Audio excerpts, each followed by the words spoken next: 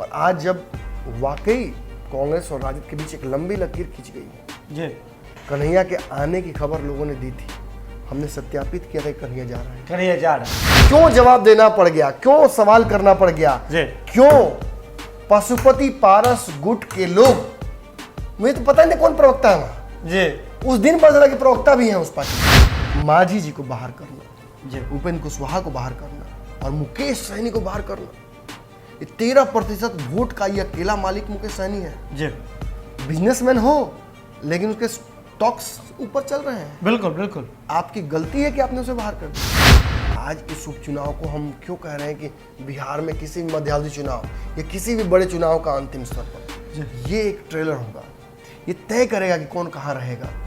इसलिए क्योंकि यही अंतिम है, यही रात अंतिम, यही रात भारी। नीतीश कुमार जब नरेंद्र मोदी के दरवाजे पर गए थे तो उनके साथ कौन कौन था? भाजपा के लोग थे, जी, चेक मारिए। हाँ बिल्कुल मार लिए। मांझी जी थे, जी बिल्कुल। उपेंद्र कुशवाहा थे, हाँ वो थे। मुकेश सहनी थे, जी, कांग्रेस के लोग थे, कांग्रेस के लोग थे। मतलब बिहार की सारी पार्टियां सारी पार्टियां लगभग थी, लेकिन चिराग पासवान थे। हाँ चिराग पासवान तो कहीं नहीं। चिराग पासवान इस पूरे मुद्दे पर जातिगत जनगणना के क्या स्टैंड है उनका, आप ही बता दीजिए।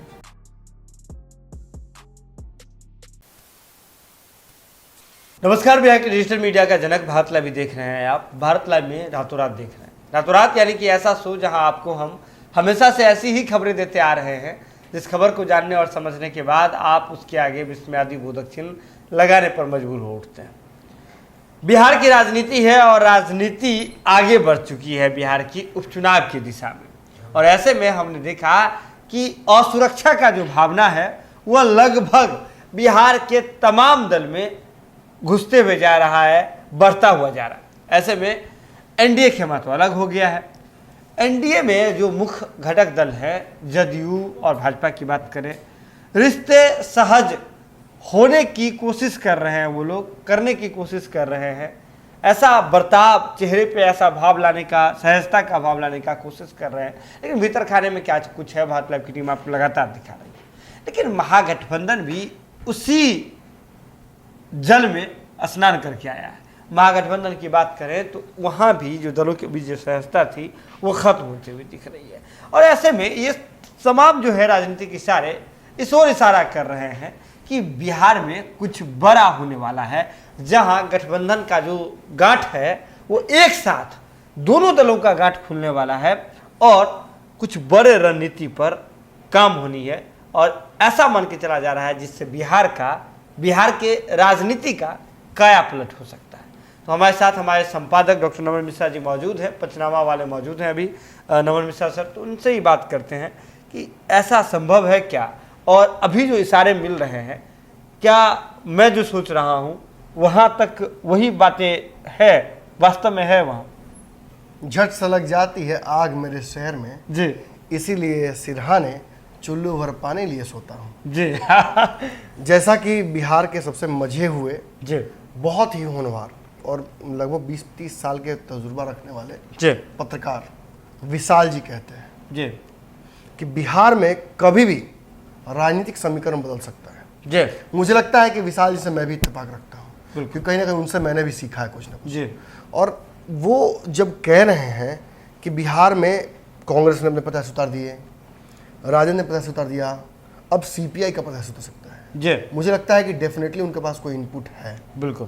क्योंकि ट्वीट किया उन्होंने। हाँ और ये हल्की बात नहीं है। बिहार में 4-5 लोगों के ही राजनीतिक विश्लेषण को मैं फॉलो करता हूँ, जी, जिसमें से एक वो भी है। जी, तो ये तो उनके लिए भी एक साउट आउट है, एक फैन की तरफ से उनके लिए एक प्रशस्ति गान है। बिल्कुल। वापस आते हैं टॉपिक पे, क्योंकि आप हम बहुत मझोले टाइप के लोग हैं, जी, राजनीति तो अभी सीख रहे हैं।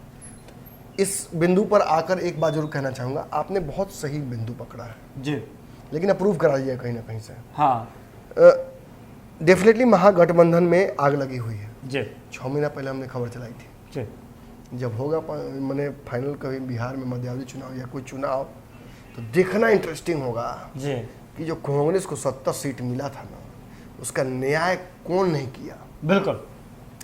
किशनगंज में आप, हम और विशाल जी भी मौजूद थे, हाँ विशाल जी, और हमने बात की थी मदन मोहन झा जी से। जी बिल्कुल। ये चूंकि प्राइवेट बातें, लेकिन सार्वजनिक करनी पड़ेंगी, टाइम हो गया है। हाँ, टाइम हो गया। उन्होंने कहा था कि 40 से ज़्यादा सीटें तो एनसीपी जीत रहे हैं। हाँ, मैंने कहा था कि संभव नहीं लग रहा है सर, 20 से बहुत सारे कारण थे। जी जी। आपको याद होगा किशनगंज में जब हम ब्रेड ऑमलेट खा रहे थे, याद है ना? हाँ हाँ पतंग लहरा रही थी रात के 12 बजे। जी ये पतंग कहाँ से आ गई? जी। रात में कौन पतंग उड़ाता है? वो वैसे ही उड़ाते हैं।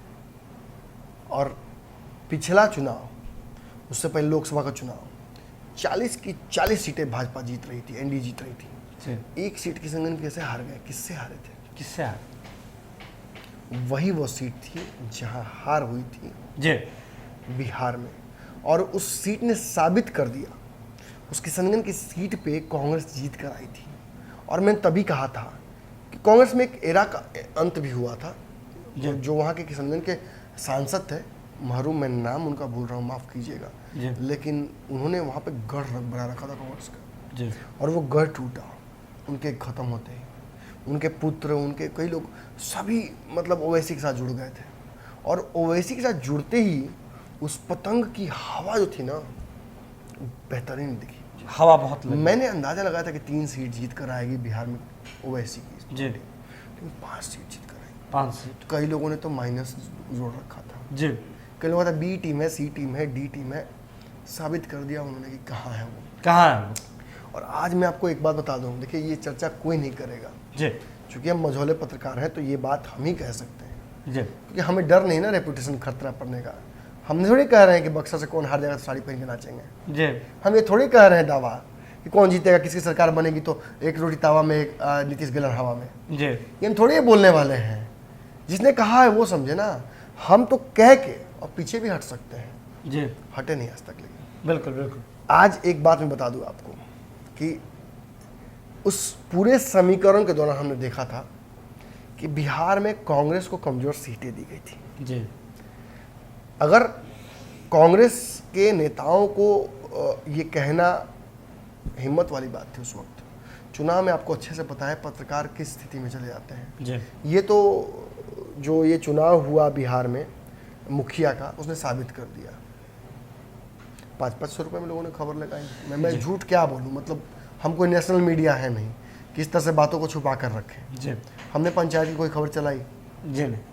क्यों नहीं चलाई, बेहतर समझ सकते हैं हमारे दर्शक। पार्टियों ने फंड किया मुखियाओं को। नीतीश कुमार का तो मैंने कहा कि ब्रीडिंग ग्राउंड ही रहा है ये मुखिया चुनाव, पंचायत। बिल्कुल। ये नीतीश कुमार यहीं से नेताओं को आगे बढ़ाते हैं, और अब चूंकि वो लौकुश साध रहे हैं तो ये उनके लिए बहुत महत्वपूर्ण हो जाता है। जी। आज पंचनामे में मैंने कल के पंचनामे में मैंने साबित भी किया था कि क्यों नीतीश कुमार खुद से नहीं करना चाहते हैं ये जातिगत जनगणना। जी। जाइए देखिए, समझ में आ जाएगा। लेकिन जो सुमन कहना चाह रहे हैं उस बात को समझिए। आज अब तो ये साबित हो गया है, हर चैनल ये खबर चला रहा है, महागठबंधन में दरार है, दरार। कांग्रेस और राजद अलग हो सकती है। बिल्ली के गले में घंटी ना जी हम नहीं बांधी थी। हमने ही बांधी थी। आज बिल्ली घूम रही है तो घंटी बज रही है और लोग कह रहे हैं बिल्ली आ रही है। बिल्ली आ रही। आपको नहीं पता था, माफ कीजिएगा, आपको नहीं पता था, आपको अंदाजा नहीं था, आपने भ्रम में बातें की। और आज जब वाकई कांग्रेस और राजद के बीच एक लंबी लकीर खींच गई है, जी। कन्हैया के आने की खबर लोगों ने दी थी, हमने सत्यापित किया था कि कन्हैया जा रहा है। कन्हैया जा रहा है। इसको लेकर तो हमारे एक बहुत होनहार पत्रकार ने सवाल भी खड़ा करके हमारे चैनल से अलग हुए थे वो, जी। कि कन्हैया कैसे नीतीश कुमार से मिलिए, कैसे कांग्रेस में जा सकते हैं, ये संभव ही नहीं है। जी। और बड़ा विडंबना है कि वो पत्रकार महोदय खुद ही ब्रेकिंग न्यूज चलाए थे जब कन्हैया ज्वाइन कर लिए थे। जी। तो मैं किसी को डिमोरलाइज नहीं कर रहा, मैं किसी का आकलन छोटा नहीं कर रहा हूँ खुद से। जी। हम खुद मझौले पत्रकार हैं, मैं तो 6ठी बार ये सच बोल रहा हूँ। बिल्कुल। लेकिन हमारे साथ यही खास बात है ना कि हमारा रेपुटेशन दाव पर नहीं है कि रोटी तवा पे जाए या नीतीश हवा में जाए। जी। हमें पता था कि बिहार में फिर से एनडीए की सरकार बन रही है। उसका कारण एकमात्र ये है कि तेजस्वी यादव ने सही ढंग से सीट शेयरिंग नहीं की। जी। आपको मैं 70 सीटें दे सकता हूँ, लेकिन सारी कमजोर सीटें दे दूंगा। बिल्कुल। न्याय ये नहीं होगा। न्याय नहीं होगा। आरक्षण अगर इस देश में लाया गया है तो इसलिए नहीं लाया गया है कि आपको और हमें समान अवसर मिलता है। जी। आरक्षण ने उस बेड़ियों को तोड़ा और आज आपको हमको एक कुर्सी पर बैठने का अधिकार दिया। जी। आपको सुहा है, मैं ब्राह्मण हूँ, संभव नहीं था एक साथ बैठ पाना। बिल्कुल। मैं झूठ नहीं बोल रहा हूँ और मैं घुमाकर नहीं बोलना चाहता हूँ। आज हम एक साथ बैठे हैं, इसका बहुत बड़ा कारण है कि इसकी लड़ाई हमारे पूर्वजों ने लड़ी। जी मैं एक समाजवादी ब्राह्मण हूँ, मैं स्पष्ट शुरू से कहता हूँ, जी मैं चाहता हूँ कि समाज एक बराबर रहे। मैं चाहता नहीं हूँ कि कास्ट के रूप में डिवाइजन हो, और मुझे लगता भी नहीं कि डिवीजन कास्ट के रूप में था। मुझे लगता है कि वर्ग के रूप में डिवीजन, बिल्कुल था। कार्य शैली और कार्य योजना के तहत डिवीजन क्रिएट किया गया जी था। बिल्कुल। लेकिन लोगों ने तय कर लिया कि जो चमड़ा छूता है उससे दूर रहेंगे, जी जो मैला ढोता है उससे दूर रहेंगे, तो क्योंकि मैला छूना उसके सर सकते जी। हैं। और इसमें मैं माफ करिएगा, इसमें केवल ब्राह्मण ही शामिल नहीं थे। जी ये अलग बात है कि ब्राह्मणवाद से आज़ादी मिलना चाहिए, हाँ, मिलना मतलब वो एक जो मानसिकता मिलना है चाहिए, उसे मिलना चाहिए। मैं स्पष्ट कहता हूँ जी। कि आज मंदिरों को हवाले कीजिए पिछड़ी जाति के लोगों के, जी उनको वो स्थान दीजिए पुजारियों की, और उनसे पूजा पाठ कराइए, जी उनसे शादी कराइए। जी ये शुरुआत कहीं ना कहीं करनी होगी। करनी होगी। ये नीतीश कुमार शुरुआत करते हैं, ये तेज प्रताप यादव, तेजस्वी यादव शुरुआत करते हैं। अपनी शादी में दलित मने पुजारी ब्राह्मण वाचन कर रहा है, मतलब वो संस्कृत के श्लोक पढ़ रहा जी। है, शानदार लगता है। बिल्कुल बिल्कुल, एक नई बात। लेकिन ये जो बातें मैं कह रहा हूँ इसका संदर्भ समझ लीजिएगा। जी यही नहीं हो पाया बिहार में उस महागठबंधन की सीट शेयरिंग में। जी चाह कर भी भाजपा के समक्ष जो एक बड़ी लड़ाई थी उसे समझ नहीं पाई महागठबंधन। मांझी जी को बाहर करना, जी उपेंद्र कुशवाहा को बाहर करना और मुकेश सहनी को बाहर करना, ये 13% वोट का ये अकेला मालिक मुकेश सहनी है। जी बिजनेसमैन हो लेकिन उसके स्टॉक्स ऊपर चल रहे हैं। बिल्कुल बिल्कुल। आपकी गलती है कि आपने उसे बाहर कर दिया, और वो गया वहां तो उसने भाजपा को मजबूत किया। जी उसने नीतीश को हारते हुए भी कमजोर, उन्हें नीतीश कुमार को मजबूत कर दिया। मांझी जी ने जो किया वो नीतीश के लिए वो तो आप अच्छे से जानते हैं। जी और उपेंद्र कुशवाहा 2% वोट मात्र काट के नीतीश कुमार के यहाँ पर उन्होंने जगह बनाया और इज्जत डिजर्व किया, और आज इज्जत से इज्जत से इनको एंट्री मिली। और लोग अभी भी अलबलाए हुए हैं, कंफ्यूज हैं। बिहार के बड़े बड़े पत्रकार समझ में आखिर क्यों उपेंद्र कुशवाहा को एंट्री कर उपेंद्र लिया। कुशवाहा बाहर चले जाएंगे वहां से। Upendra Kushwaha is here to stay.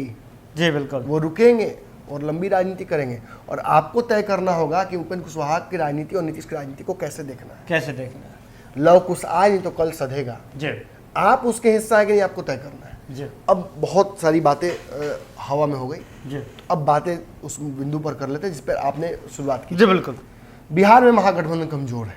जी इस उपचुनाव में कांग्रेस और राजद एक दूसरे के खिलाफ उतरेंगे। जी कन्हैया और तेजस्वी एक दूसरे के खिलाफ होंगे। जी बड़ी बात समझिए, बड़ी बात यही है। और इसका निष्कर्ष कुछ भी हो सकता है। कुछ भी हो सकता कन्हैया चुनाव हार जाते हैं बेगूसराय से, है। जी तेजस्वी यादव चुनाव हार जाते हैं 2 उपचुनाव एक जगह से। जी ये हो सकता है, ये बिहार में ही हो सकता है, और इसके लिए तेजस्वी यादव को तैयार रहना होगा। जी। अब बात कर लेते हैं एनडीए गठबंधन। एनडीए गठबंधन की। आपने कहा कि एनडीए और महागठबंधन दोनों के लिए मामला गड़बड़ाया हुआ। हाँ बिल्कुल।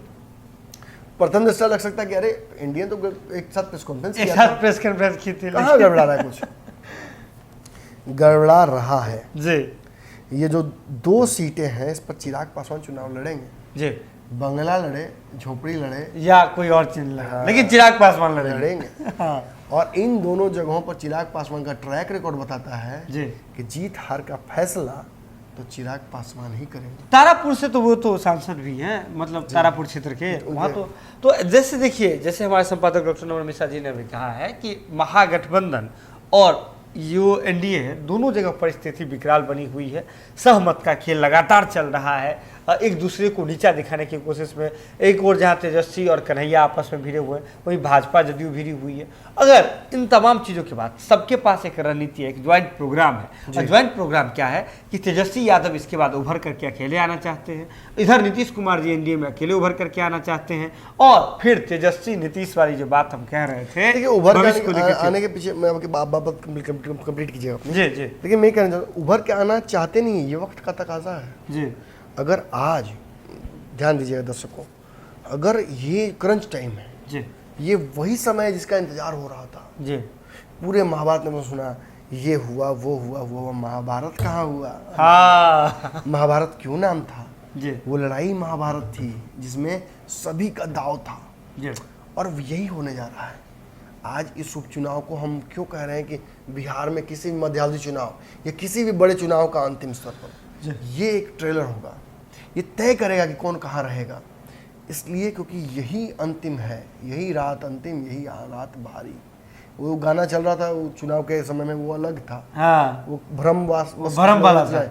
आज वाकई सच में यही है जी। आज चिराग पासवान तय कर देंगे कि आखिर कौन नीतीश कुमार के पीछे पड़ा है। लेकिन नीतीश ने तो बहुत हमले किए, मैं सच बता दूं आपको। चिराग पासवान ने तो हमले चुनाव में किए, नीतीश ने तो चुनाव के बाद जो एक साल में राजनीति का सारा तकाजा पार कर दिया।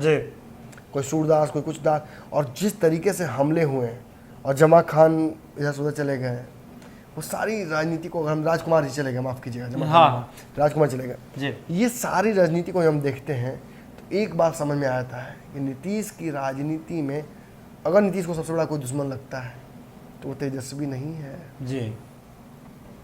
किसी ने पकड़ा आज तक जी। किसी ने इस बात पर चर्चा की।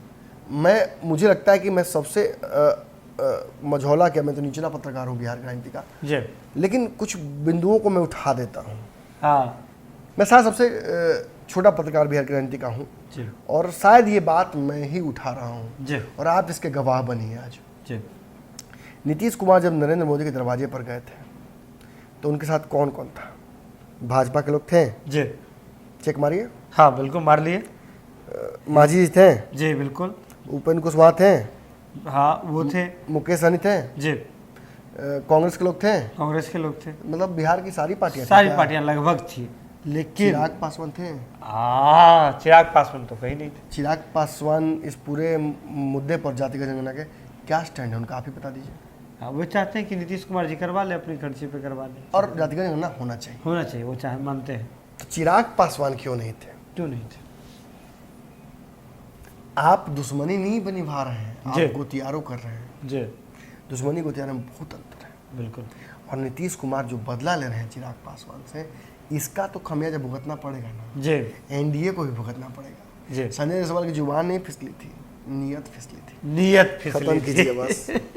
अब देखिए यहीं पे ताला लग जाता है आज के रात। क्यों जवाब देना पड़ गया, क्यों सवाल करना पड़ गया, क्यों पशुपति पारस गुट के लोग, मुझे तो पता ही नहीं कौन प्रवक्ता है वहां जी। उस दिन पता चला कि प्रवक्ता भी हैं उस पार्टी में जी।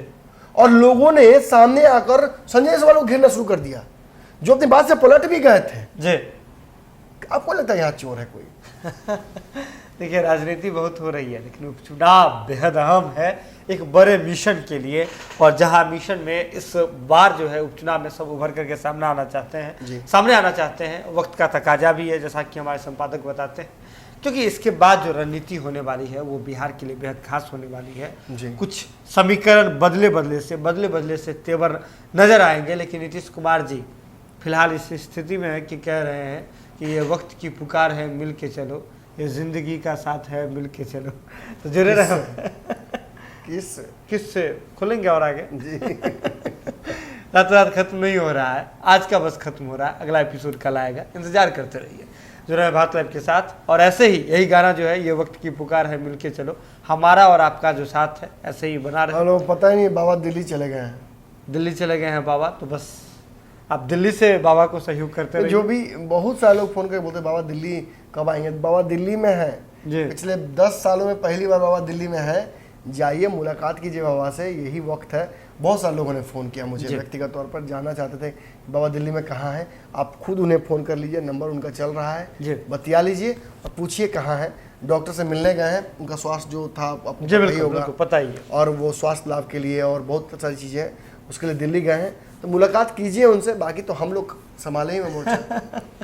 जरूर बात लाइव के साथ, बात लाइव पर खबरों का सिलसिला लगातार जारी है। बहुत बहुत धन्यवाद।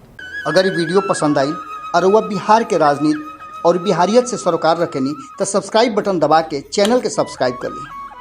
ओजे एगो घंटी बा, ओकरा बटन दबा देला से कुल सटीक और मारक खबर रुआ मुफ्त में मिल जाई। अगर रुआ पत्रकारिता के हमनी के नया प्रयोग में सहयोग कर चाहतानी तो ज्वाइन बटन दबा दी। पेटीएम नंबर नोट कर ली 9386816700। धन्यवाद।